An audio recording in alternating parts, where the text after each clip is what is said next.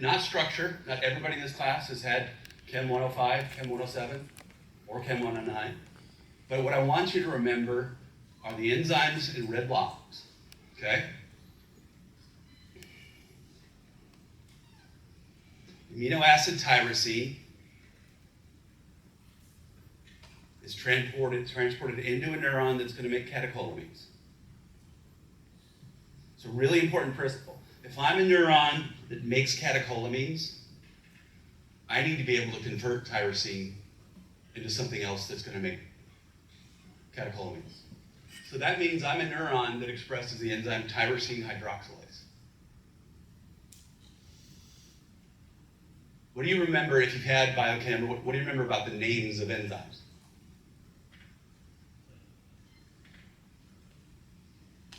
All I heard back there was a harumph.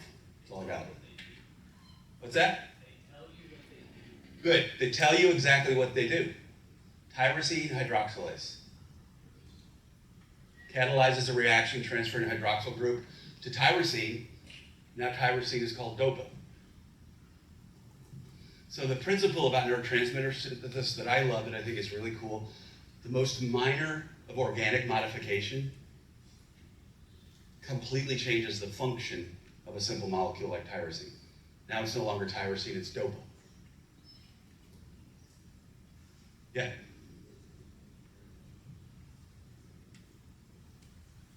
No. We'll go through it. We'll go through that. Okay? Simple organic modification dramatically changes a molecule. It's a really amazing little trick of evolution. So if I'm a neuron that makes serotonin, do I have tyrosine hydroxylase in me? Do I produce tyrosine hydroxylase? If my sole mission in life is to make serotonin? No. No. No. Tyrosine hydroxylase only if I make catecholamines. Aromatic amino acid decarboxylase catalyzes the conversion of DOPA to dopamine by cleaving this carboxyl group. If I make catecholamines, I have aromatic acid decarboxylase. Does anybody know why they're called aromatic? We talked about, I know you asked about, well, it's because it's a ring structure, right? No. That's the biochem 401G. Back in the day before we knew structures, and this goes into the early 1800s, chemicals were classified based on their smell, their aroma. That's where aromatic comes from. Jeopardy level, biomedical week, Jeopardy level. They're based on smell characteristics. Yeah. Can you imagine going to lab? Yeah. Oh, wow. Okay. Dopamine beta hydroxylase decarboxylases dopamine to produce norepinephrine. And what's really amazing about step 3 and 4, dopamine and norepinephrine have completely different receptors. Dopamine doesn't bind to norepinephrine receptors. Norepinephrine doesn't bind to dopamine receptors. Slight organic modification dramatically changes the molecule's function. That's what's so cool about evolution of the nervous system.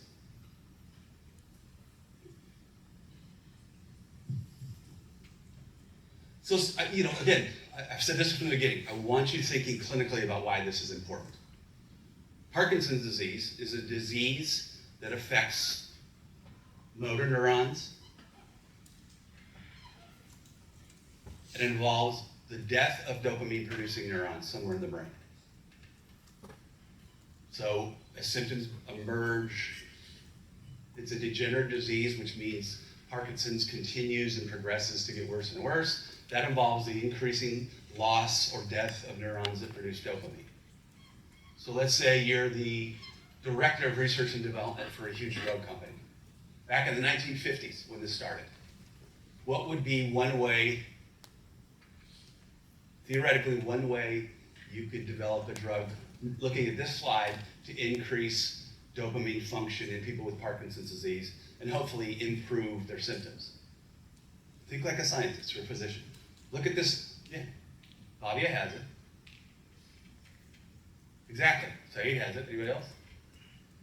Give them L-DOPA in pill form. That's what we do. First line of treatment is L-DOPA therapy. Seems simple, crude, right? Anybody seen the movie Awakenings with Robin Williams? Yeah.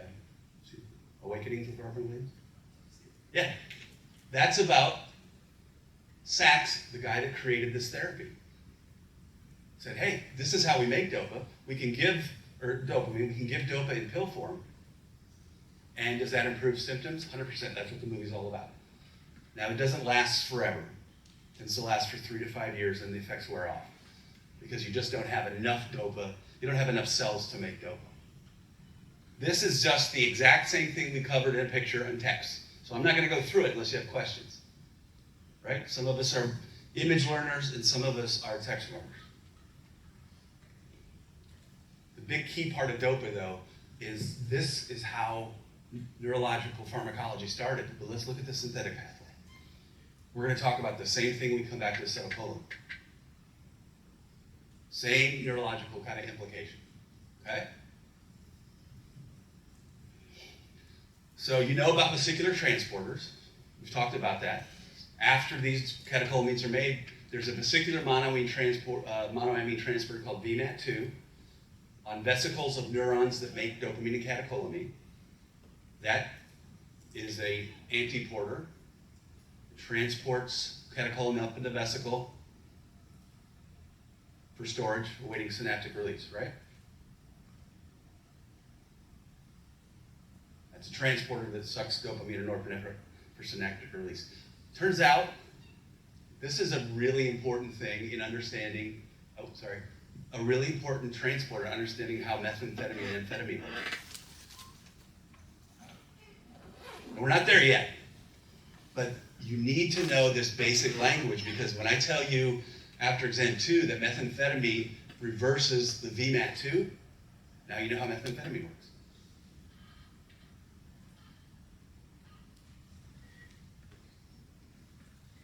Right? Synaptic vesicle has a VMAT2 on it, sucks up dopamine or norepinephrine, waiting synaptic release after an action potential. Methamphetamine reverses that, so dopamine and methamphetamine just spill out. Yeah, that's enough. So the VMATs package and keep the synaptic vesicle packed with these catecholamines, right? Yep. So they do the packaging and the sealing. Well, I'm not sure what you mean by sealing, but they're the transporter that actively transport. It's an ATP-dependent transporter, transports dopamine and norepinephrine into the synaptic vesicle. But there's no way for that to get out unless that synaptic vesicle fuses with the presynaptic membrane and bursts. Or your human takes methamphetamine or amphetamine. Because that reverses this transporter, causes all the dopamine and catecholamine or norepinephrine to spill out of the vesicle, which then spills out of the presynaptic nerve terminal. But we're going to get to methamphetamine, amphetamine after exam 2. Now we're just kind of still creating a common language so that when we talk about VMAT2 being reversed by amphetamine, we know how it works. We know what VMAT2 being reversed means. Other questions?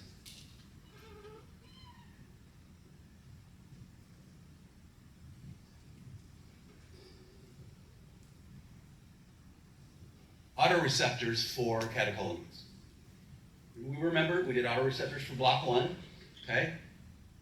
An autoreceptor here is a metabotropic receptor that says, hey, you've released enough dopamine and norepinephrine, stop releasing it. Now for a squishy brain, tell me what G protein, things aren't working today. Tell me what G protein is attached to this presynaptic autoreceptor. Paula? Oh, good. Good. GI protein. GI protein. Oh, the dog thought I was throwing a ball. Ooh. I'll bring a tennis ball Thursday. Oh, okay. Yeah, it's a GI protein. That's why you need to know what GI proteins are. They're a key part of autoreceptors turn off. Is that what you're laughing about? The dog saw me throw some? Oops. Now I feel bad. I'm a dog lover. Oh, I feel terrible. Okay, oh, there we go. You want me to throw? Good. Good dog. Okay. What's interesting about the GI protein here It opens voltage gated potassium channels to kick potassium out. So the inside becomes more negative, right? And so the neuron is going to go back to rest at repolarization threshold. Potassium gets kicked out when this GI is activated. So the inside becomes more negative, meaning less active. That's why we had to cover GI proteins in exam 1 block. Questions? This is a lot, right?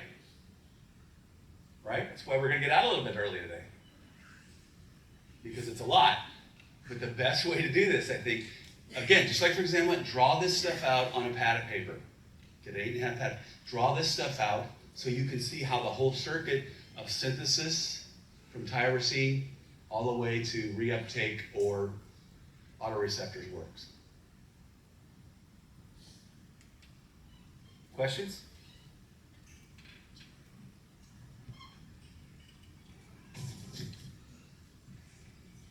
There are reuptake pumps for both dopamine and norepinephrine on the presynaptic membrane.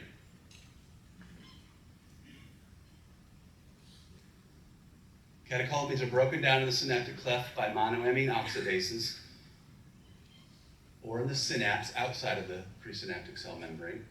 A class of enzymes called monoamine oxidases that prevent the breakdown of dopamine and norepinephrine. The very first class of antidepressants to come out in the 1950s, they were monoamine oxidase inhibitors, drugs that prevented the breakdown or metabolism of dopamine and norepinephrine.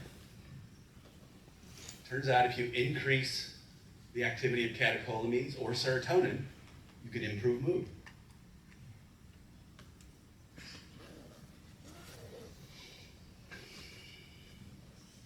Why don't we use MAO inhibitors as antidepressants anymore?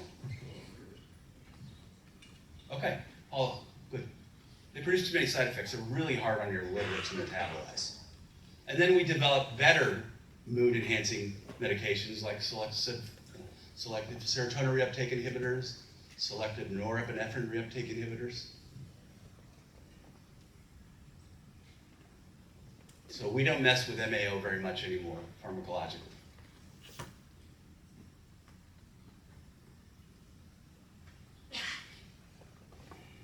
I know we talked about this weeks ago, but I don't have it. How does cocaine work? Anybody remember from a conversation about 4 weeks ago? Okay, 2 for 2, Paul. Cocaine inhibits the reuptake of dopamine. It's that simple. It's that simple. Dopamine is part of your brain's reward pathway, which we'll get to. If we inhibit the recycling metabolism of dopamine, it has more function at the postsynaptic receptors. One of the many effects of dopamine is that subjective effects of pleasure and reward, drug reward. A high, for example. That's why we've got to go through all this basic functional stuff.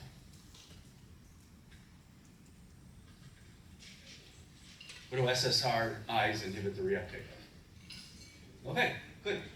Really simple mechanism. Discovered completely by accident.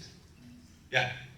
Is it impossible to increase dopamine without having the subjective experience of mood improvement? So the question, Ismail's question is it possible to increase dopamine's effects on pleasure, reward, a high? Is it possible to increase dopamine and not have those effects? Only if I inject a receptor or a drug that blocks dopamine receptors into your brain's reward pathway. Start with dopamine. Dopamine is made in 2 large clusters of neurons in the midbrain.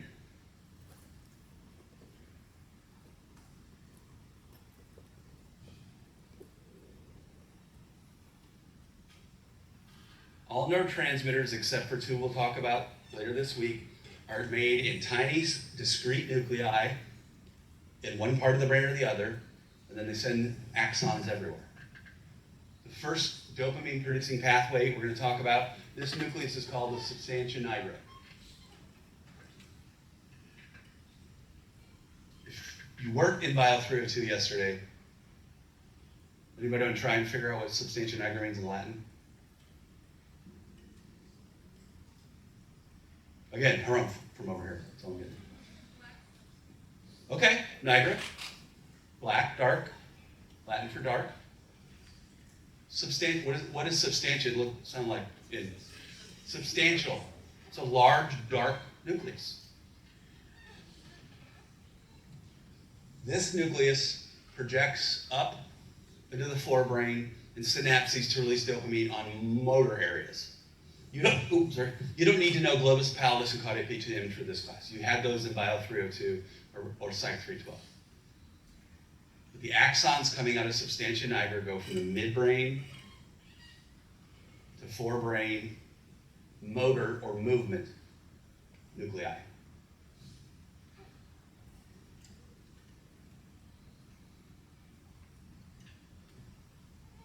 see writing, so I'm going to slow down for a second.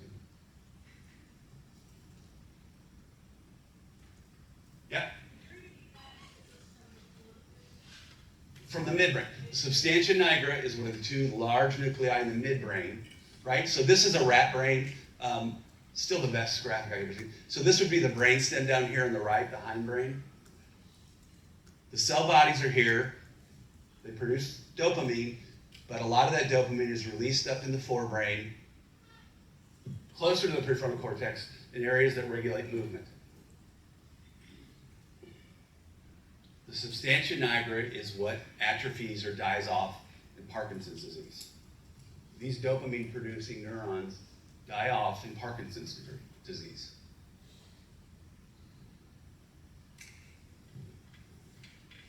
Parkinson's is the name of the guy who first wrote a paper on it in the 1800s. Questions about that? So when I give L-DOPA to a patient who has an initial Parkinson's disease diagnosis, this is where that DOPA is helping make more dopamine to improve movement control. Where a drug's working is really important for its effects. We talked about that before the exam. This dopamine pathway helps with voluntary control of movement. This is where L-DOPA is working to increase movement for 3 to 5 years in Parkinson's patients with a diagnosis of Parkinson's disease. Yeah? So does L-DOPA just cause reuptake, or does it like also No. promote? No, it gets taken up into dopamine-producing neurons and used as a substrate to make dopamine. It's bypassing tyrosine. Yeah, you're just bypassing tyrosine. Other questions? This is what the substantia nigra of the midbrain looks like. Bilaterally, both sides of the midbrain, it is a large semicircular area of dark appearing cell bodies.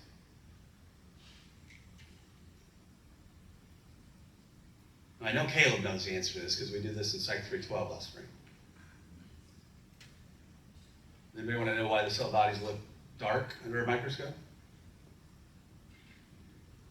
Because those cells that produce a lot of dopamine also contain melanin, which gives skin its darker coloring. Right? So melanin, like every molecule in our body, does a million things. It gives me a nice tan when I golf a lot in the summer and fall. But it also helps to metabolize dopamine. Pretty crazy.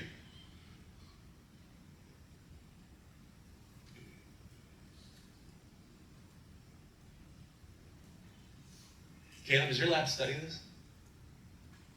No? Okay, you just happen to know it from classes. Because of melanopsin. Gotcha. Melanopsin, yeah, okay. Okay. Right next to the substantia nigra in the midbrain is another nucleus called the ventral tegmental area. Does knowing some of the Latin help? Is that going to help you remember some of this stuff?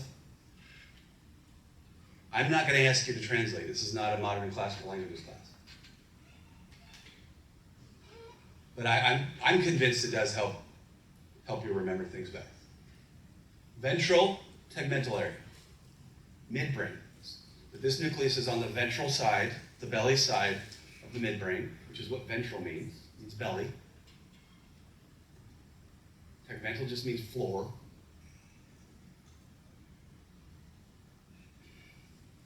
I don't care that you can translate in and out of that. Okay?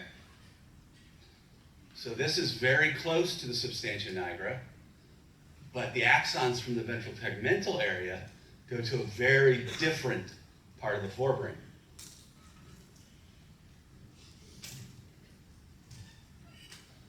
The axons of this pathway go from the midbrain to the limbic system.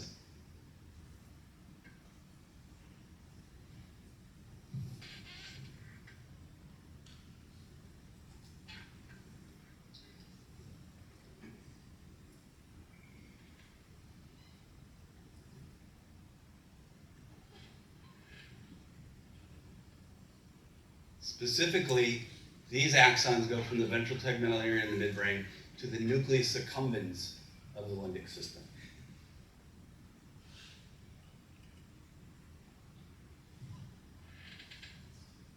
Nucleus accumbens is kind of right here, or right here out.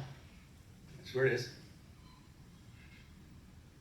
When dopamine is released in the nucleus accumbens, that doesn't have anything to do with movement. That increases our subjective feeling of reward, pleasure, liking, whatever word we want to use. Right? First cup of coffee, about 7:45 in the morning. It's like magic, right? The first sip in the morning.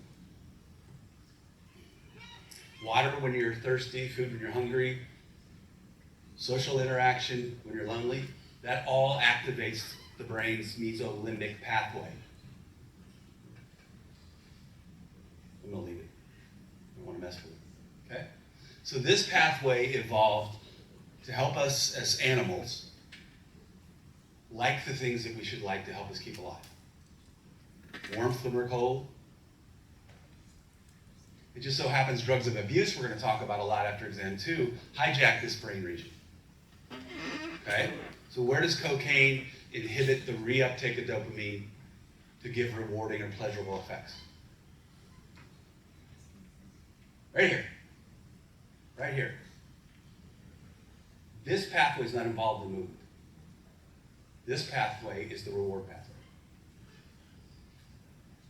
Questions? Yeah, go ahead. Is it still called the VTA in the human brain? Yep. Still called the ventral tegmental area in human brains. So wouldn't Fletcher's like alter directional terms? Wouldn't what? Wouldn't like the Fletchers that occur during development alter like dorsal versus ventral? Like, No. okay, No. Ventral's still always belly, whether you're a 4-legged rat or a 2-legged human. Yeah. Ventral's still ventral. You know, what's really interesting, you remember the hindbrain is the lowest brain on top of the spinal cord. The midbrain is the next up, and then the forebrain is the outer brain. Our midbrain and hindbrain are much more similar in function and anatomy, similar to lower animals, than our forebrain, the outer cortex. This is what makes us uniquely human. But the fact that we like water when we're thirsty, just like a fly. Same general circuitry, looks a little different, operates the same way. Last one, okay? Last pathway coming out of the midbrain, dopamine-producing nuclei. This is also the ventral tegmental area. Not all ventral tegmental area axons go to the nucleus accumbens. Some project all the way up to the prefrontal cortex.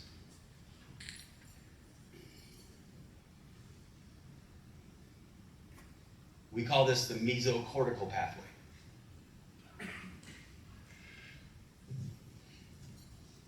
So the cool thing about how this all evolved, 1 or 2 clusters of nuclei make all the dopamine we need to go very different regions to regulate different brain functions and subjective feelings. The mesocortical pathway goes to the prefrontal cortex. What does the prefrontal cortex do? What was that? Decision making? Judgment, what did you say? consciousness. Consciousness, judgment, higher cognitive function. Why do we use stimulants to treat attention deficits?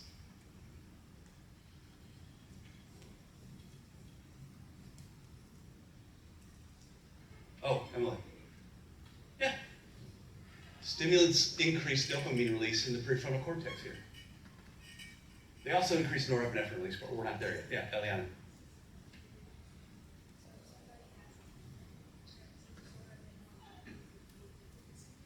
That's the question. That's the question.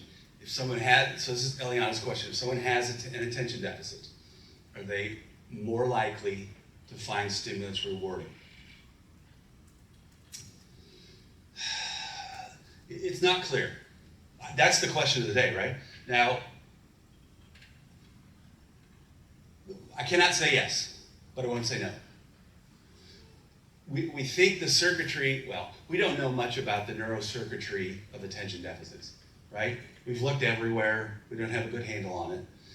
But because of how the psychomotor stimulants, which increase catecholamine activity in the prefrontal cortex work, we think the abnormality should be somewhere in the prefrontal cortex. Because that's where those drugs work and that's how they work. Rather than being in the brain's reward pathway. So she said, I didn't say it. Let me just say bad decision making. No, not bad decision making. Risky, impulsive decision making can be a correlate of attention deficits. That means you're more likely to try drugs experimentally. Yeah.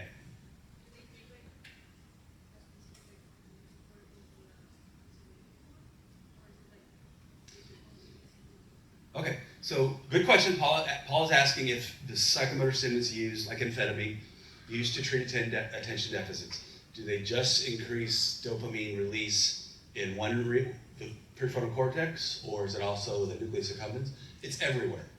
They're not that specific. So psychomotor stimulants used to treat attention deficits are by definition, they have an abuse liability, right?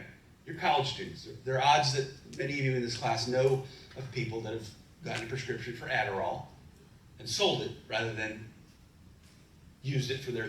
Somebody's smiling very broadly right now. I am not going to look that direction. But yeah, they're psychomotor stimulants. They do increase attention. They also increase dopamine activity in the reward pathway. The incredible thing, the really cool thing about this is if we use lower doses that people are like, nah, I don't feel any different. Those lower doses are likely to increase attention without increasing reward. But the doses that make you feel, wow, this is amazing, and wow, I can pay attention, Psych 459, those doses are pretty close. So they do have that abuse liability. Yeah. Eliana asked another great question. Does it vary person to person? 100% yes. Yes. There's great individual sensitivity between people with regard to the rewarding effects of any drug of abuse. Remember my friend Two Drink Link? 2 drinks, he's dead to the world, but his body's all eye of the tiger, right? It's a strange sensitivity. Yeah. One of that thing that you said, is there a difference between people that may have ADD and ADHD? Is the pathway kind of like, does it take it in a different way? Not that I know of. So the question is there a difference in sensitivity to stimulants if you have attention deficit disorder versus attention deficit disorder with hyperactivity? The hyperactivity is almost exclusively diagnosed in young children and possibly overdiagnosed, right? Both of my kids in kindergarten, their teacher said, well, I think both your kids have ADHD. And I'm like, well, they're 5-year-old boys, right? That's a wild animal, you know? That's feral. It's a feral animal. And they're both in high school smart kid programs, and they're doing great. That's just the nature of the beast at that age. You either send it to kindergarten or you put it in a cage. Okay. Other questions, comments? It's just so much cool. It's so cool how you can have one nucleus that makes one neurotransmitter, but it sends axons in totally different directions to do very, very, very different things. That's the fun of neuroscience. And chemistry, it's a little chemistry. So let's talk about some functional outcomes of the dopamine pathway.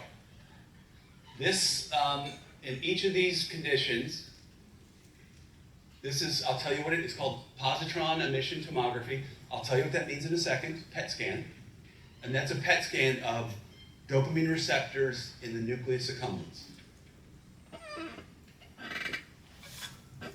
So, nowadays we don't, these data are 20 years old. We don't use the term normal or alcoholic anymore. This person is a person with an alcohol use disorder. They're not defined by their use disorder. So these are old data, but this is a very prominent scientist, very famous internationally. This is a healthy, typical looking nucleus accumbens, left and right. A lot of red means there's a lot of receptors there. More red, more receptors. This is a chronic, the brain nucleus accumbens of someone who is a chronic cocaine abuser or somebody with an alcohol use disorder. So what do you notice about the concentration of dopamine receptors in these two bottom examples of drug abuse? Less receptors. Does that make sense? Ooh, good. Less receptors in the bottom two panels. So a PET scan it's a radioactive drug that labels receptors, totally safe level of radioactivity. You put them into a giant Geiger counter and it says, hey, where's the signal? The opposite of enzyme induction from block 1. That's what Olivia said. Why, in the context of drug or alcohol abuse, are there less dopamine receptors? You have all of my stickers. Because those receptors are overstimulated chronically. What do we call that for the block 1, exam 1 block? What happens to receptors when they're chronically stimulated? Tolerant.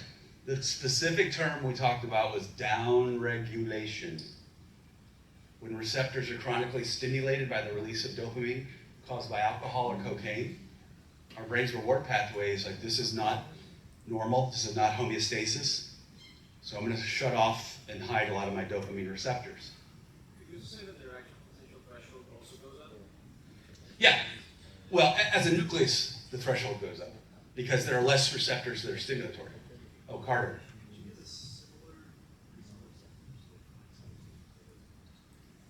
Addicted to what? Oh, this is a good question. So, it happened, like the last 15 years, yeah, I get that question. Would you see something similar to this in somebody who is like my 2 teenage sons? Who's like this all the time, right? We're not there yet, but we're looking. Now, I have a picture, I didn't bring it today, that looks just like this brain, somebody with an eating disorder. Morbid obesity and an eating disorder. So the concept here isn't pharmacological compound. The important thing here is an overstimulation of dopamine release in this reward nucleus. Does that make sense? So are you familiar with the DSM, Diagnostic and Statistical Manual? 3 years ago, or no, it's more than 4 or 5 years ago, a new slightly revised edition came out. It was the TR, the text revision. And the American Psychological Association created a subcommittee to discuss whether or not there was data to show that sex addiction was a real thing. Or is that something that just married rock stars claim to have when they get caught cheating? We could go all day about that. So it came that close to getting into this big psychological disorder diagnostic manual. The APA eventually said, we're not going to put it in right now. And what they pointed to, fMRI data like this, published research on the brain's reward pathway, imaging of the brain's reward pathway in people who claim to have sex addiction. There was no corresponding change in this reward pathway. So what the APA said is there's no biological evidence, right? Lead singer Foo Fighters got himself in a little bit of trouble recently. It's terrible because I love Dave. But do you not love Dayquil? Okay, other questions on that? Yeah.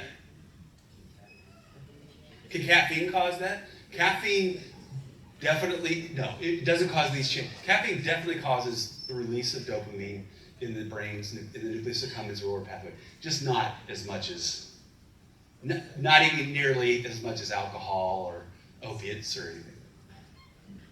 Okay. Yeah, Emily. Yes. No. Well, the first things you have, so Emily's question is, does it cause the receptors to shut down and cell death?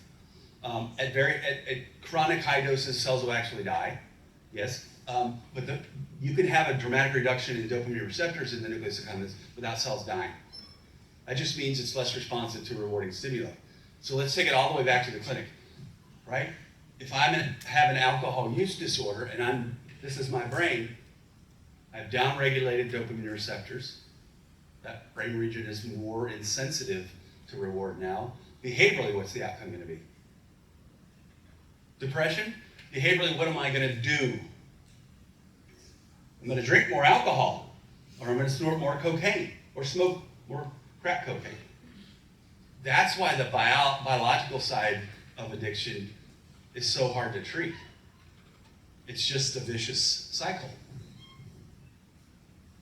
If I expect to feel this way after 6 beers or half a bottle of bourbon, and I've been drinking constantly, I have downregulated dopamine receptors in the reward pathway, I'm going to drink more than half a bottle to get to my expected desired feeling. That's why addiction is such an abusive cycle, because it involves physical addiction, changes like this. Yeah.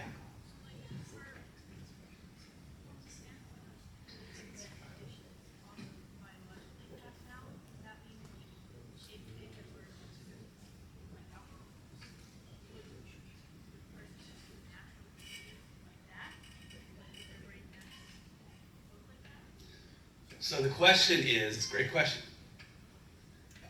If it's heritable, or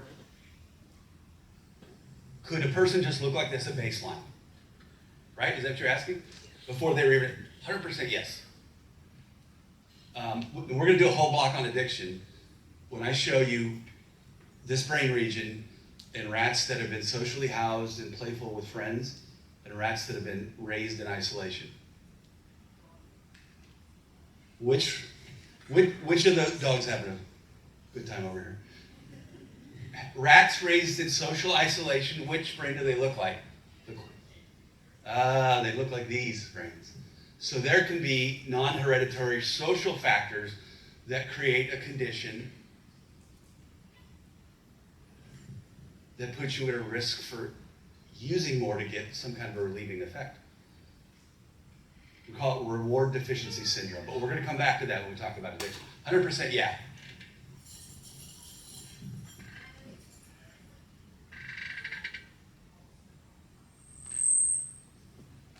No, so the question, would ADHD have less red?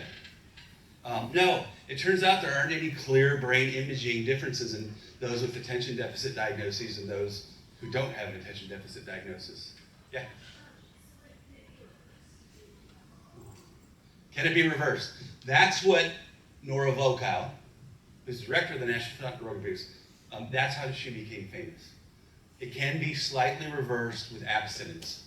It could be, I shouldn't say slightly, it can be significantly reversed with abstinence. The brain is trying to regulate itself at balance, homeostasis, equilibrium. So when we stop abusing the dopamine releasing drugs, over months and years, it comes back closer to normal. Good question, yeah. How would that reverse So there are, to nicotine and alcohol in particular, there are heritable risks, genetic risks. You can inherit from one or more parents that makes you like those substances more than the vast majority of people, right? So that means if you try alcohol in adolescence, maybe you like it a lot more, so you drink more and you continue drinking through college, through young adulthood. The genetic profile doesn't seem to change. The current therapy or if you go to somebody and say, hey, I come from a long line of alcohol-dependent people. We have this identified genetic abnormality. A couple of those we can test for. Then it becomes behavior modification. It becomes psychological management. Don't drive down that street where your favorite bar is. Go around the block. It's behavior management. But there are heritable risks for liking some drugs of abuse in a small percentage of people. Other question? Yeah. Have they tested THC with this? We're going to do a whole chapter on THC. So THC brain doesn't look like this. Let me wait, no. For now, no. We have looked at nucleus accumbens dopamine receptor density with THC abusers. That's a very small population, right? For me, it was Wild Bill in college, right? He was a 7th-year sophomore in our fraternity, one of those guys. I don't think Wild Bill ever got out of college. So, is that, we'll talk about that with THC. So few people, THC abusers, mostly on the large, don't tend to abuse as chronically as with these other recreational drugs. All right, other questions?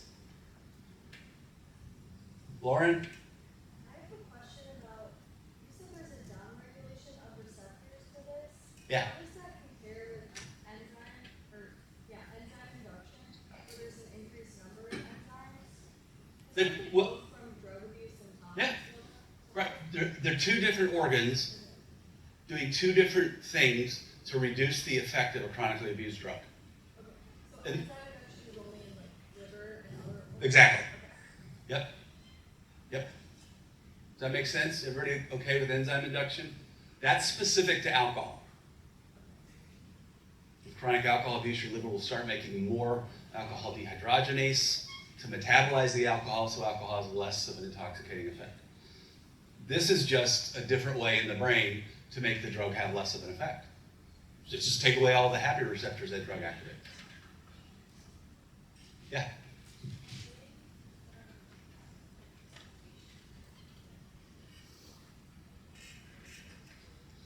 Oh, good question. So Taylor, right? Yeah, Taylor's question, do we have medications that can help treat this? There's not a single medication in the United States approved to treat amphetamine or cocaine or methamphetamine addiction. Not single. There are 3 approved to treat alcohol addiction. I'm not an alcohol and amphetamine neuroscientist. They don't work. They just don't work. I'm sure many of you experienced that with a family member, as I have. Our pharmacological attempts to treat addiction work very, very poorly. It's one of the big things in neuroscience here in the UK. Huge neuroscience of addiction group. Not good at it. Oh, Olivia?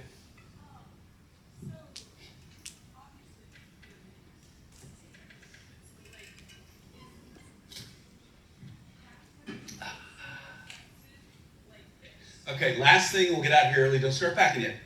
Olivia's question is the mesocortical dopamine pathway involved in this reward risk from activating the nucleus accumbens. 100%. How so? How would the mesocortical dopamine pathway be associated with the development of dependence caused by releasing dopamine in the nucleus accumbens? Are there Pavlovian cues that help us predict drugs and make us crave drugs? Yes, there are Pavlovian or classically conditioned cues. That's why, in my example, if I have a heritable risk for alcohol dependence, I don't want to drive down the street where I used to drink heavily at, because the sign for that bar is a classically conditioned cue for drinking, liking, and craving. That's a mesocortical cognitive aspect to addiction.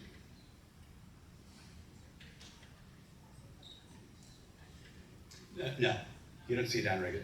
The prefrontal cortex dopamine receptors don't downregulate like the nucleus accumbens. I mean, this is the meat and potatoes of addiction right here. All right, other questions? That's a really good stopping place for today. We'll pick up on Wednesday. Thursday. Sorry, I teach 5 days.